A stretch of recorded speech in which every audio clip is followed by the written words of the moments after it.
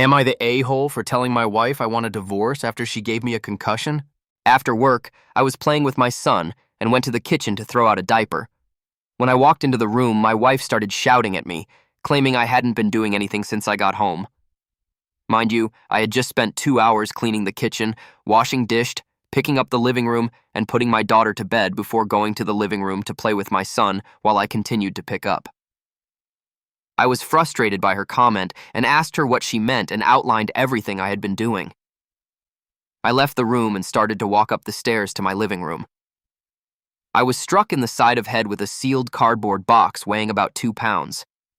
This was from about 15 feet away and thrown at full force, so I was dazed for a moment. After confronting her about why she did this, she continued to yell at me and didn't show any concern. Upset and in quite a bit of pain, I went to sit with my son and process what had just happened. After about 45 minutes, I was experiencing a growing headache and having some problems with the muscles in the right side of my face and jaw. I gave her my son and told her I had to go to the ER because something wasn't right. I ended up spending the night in a hotel, and the next day began contacting resourced and scheduling follow medical and mental health appointments. The headache lasted 8 days, and I experienced a wide range of symptoms related to head injury. I missed over a full week of work, and it has been a pretty difficult experience navigating all my emotions while recovering and experiencing some bizarre cognitive issues. Needless to say, I've been keeping my distance from my wife while I've been recovering. Over the last few years, I've also been dealing with regular emotional abuse in the form of insults, constant belittling, and threats of divorce. This is probably the 6th incident of violent behavior from her in the last 7 years, and the only time she had used an object, and I have serious concern that she could have just as easily thrown something that could have broken my skull. I'm now seriously concerned about what will happen next time, and I'm not willing to wait and find out only to realize I should have left long ago. She has no diagnosed mental health disorders, but how out of control she is when she is angry is now very alarming, and it seems to be escalating. Additionally, she refuses to apologize for any of her words or actions since I met her, even after a diagnosed concussion. All she will say regarding this event are things like, "You know I didn't mean it.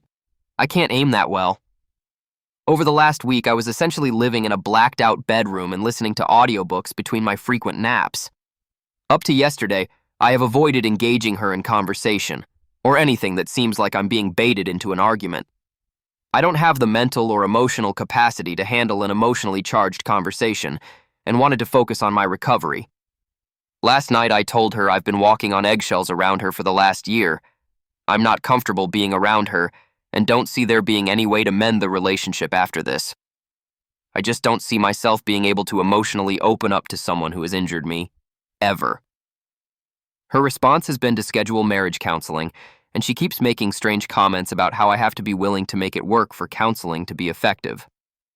She don't seem to have the ability to understand that this won't ever be water under the bridge and that she's destroyed what was left of our relationship, which isn't much, as there has been no physical intimacy in 2 years due to some medical complications from the pregnancy and birth of our son.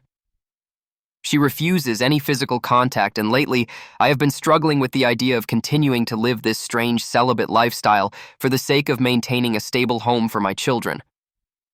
I've been open about this with my close friends and mentors, and know I need to leave because domestic violence rarely stops, and I want better for myself and my children. I decided to pursue divorcing her, and I think a large part of telling so many people is to force my own hand due to the embarrassment and shame that staying with her would cause. I told the therapist this and that. I want his help navigating towards this goal, but I'm having a very hard time. I'm struggling with the idea of tearing my family apart and the effect it will have on my 4-year-old daughter. Today, she was being unusually sweet and wanted to sit with me. When I refused, she made me out to be the asshole and accused me of not wanting to try. I feel like I'm being heavily manipulated, and my desire to be the peacemaker and nurturer is being twisted against me. When I mentioned this, she got highly offended and accused me of wanting to destroy our family. This has been a wild experience and has been difficult to process. I have no experience with emotional or physical abuse in a relationship prior to this. Am I being the asshole for refusing to entertain opening up to her or participate in couples therapy due to fear of being manipulated? Should I stick to what I know to do intellectually and totally ignore my emotions and stick to my initial instinct to leave her? Follow up. I can't believe the level of support I've gotten since posting this. Most of you shared the same message, and I really appreciate that. There was quite a bit of very thoughtful advice and many points I hadn't considered. I've made up my mind to stick to my intuition and move on from this relationship. My biggest concern is now for my children, and I hadn't really considered what would happen to them if she didn't have me as an outlet for her anger. This afternoon, I spoke to a highly recommended attorney, and she agreed to represent me and is helping to file a protection order. I really appreciate the effort that everyone put into helping me get my head straight and intend to follow up with several of you directly.